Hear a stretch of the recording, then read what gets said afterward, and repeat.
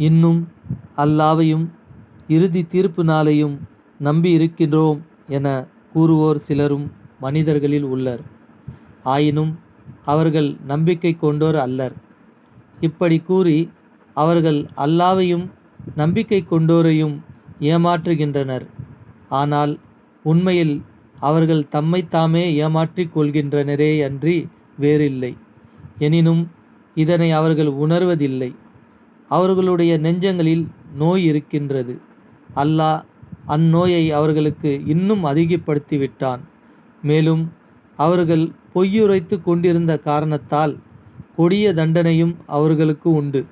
இன்னும் பூமியில் குழப்பம் விளைவிக்காதீர் என அவர்களிடம் சொல்லப்பட்டால், நிச்சயமாக நாங்கள் சீர்திருத்தம் செய்பவர்களே என அவர்கள் கூறுகின்றார்கள். எச்சரிக்கை: நிச்சயமாக அவர்கள்தாம் குழப்பவாதிகளாவார். ஆயினும் இதனை அவர்கள் உணர்வதில்லை.